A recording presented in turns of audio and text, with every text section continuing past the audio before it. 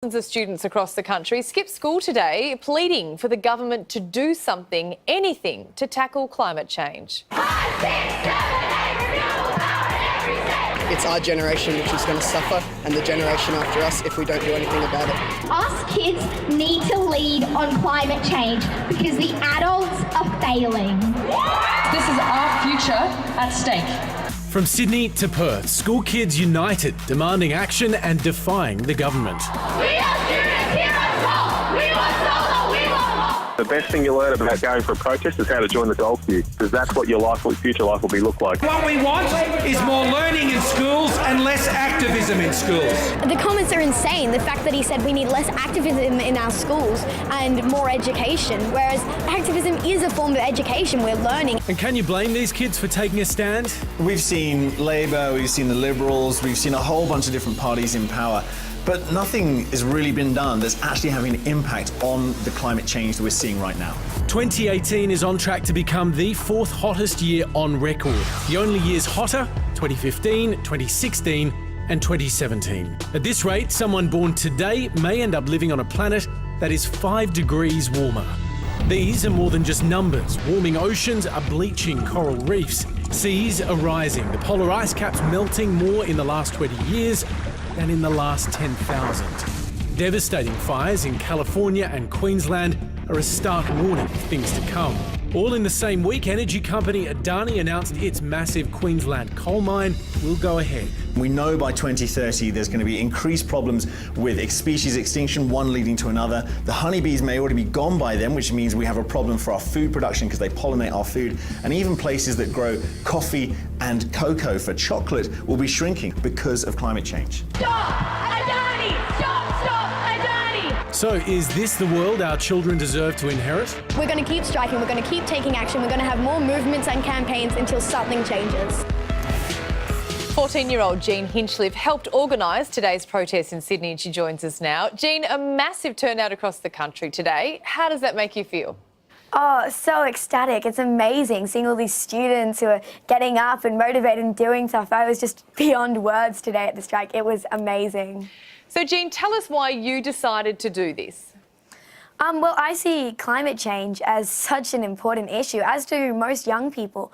So I felt almost as if it was my responsibility when I heard about it, because I see our politicians doing nothing and I feel like I need to take action and I need to help make change. Jean, when I was 14, I was literally doing nothing except sitting down and looking forward to eating sausage rolls at recess, and you're changing the world. Do you realise how extraordinary you are? I don't know. I feel like most kids my age would have the capability of doing this. It's just I've been given opportunities and I sort of grab at them, so I do them. Yeah, and you see the amount of kids showing up today who are all really enthusiastic and excited. So I don't know. I feel like I don't think I'm that special, no. Well, we do think you're pretty special, Jean. It wasn't just the Prime Minister that criticised you guys. It was also a senior minister in the government, Matt Canavan, yes, the Resources Minister. I want to just play you the audio of what he had to say.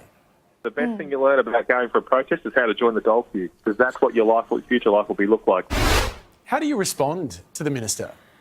That is insane. The process we're at, the activism, we're learning so much from it. I know, talking with kids, the reason we're there is because we're educated. We know about science and we're not going to just sit around waiting for change. And honestly, the Liberal government hopefully will be voted out soon, so he should be the one waiting in line then. I'm interested to know what you think about whose responsibility climate change is, because without generalising too much, it tends to be older generations that vote against progressive climate change policies. Do you think it's actually your generation that's going to have to deal with this problem? Oh, absolutely. Climate change and its impacts are just more and more into the future, and that older generation that are in power right now, they're not going to live to see the impacts. And I hate seeing them be in power and voting down things, because it's like they don't even care about our futures. Yeah, I think it's absolutely insane. So, Jean, it's one thing to protest, but it's another to complain. What do you actually want out of this? What do you want to achieve and what do you want the government to do? So we have 3 main goals. Number 1 is to stop Adani. Number 2 is no more new sources of fossil fuels. And number 3 is to convert Australia to full renewable energy by 2030. And all of these goals are completely achievable. Now, Jean, I know the pollies have, slung a bit of crap your way, but I feel as a comedian I've got to give you kudos because some of the signs that you guys put up today are pretty impressive. They're going to come up on the screen now. Oh, awesome. Yeah, they were hilarious. One says, I've seen smarter cabinets at IKEA, which Oh, I I saw that one. good. That was one of my favourites. One yeah. says, RIP Earth, gonna miss you, boo. Kiss, cuddle, kiss. And the third one here is, why should we go to school if you won't listen to the educated? So you saw all those signs, but which was your favourite? I think my favourite of all of them was a kid who was dressed up in an inflatable dinosaur suit with a big sign saying, "Stop burning my ancestors." Yes, that's great. Wow, you got Dorothy the dinosaur on board. That is amazing. That's really good. Yeah. Jean, we're so proud of you. Thank you so much for speaking to us tonight. Oh, thank you so much for having me. I really, really appreciate it.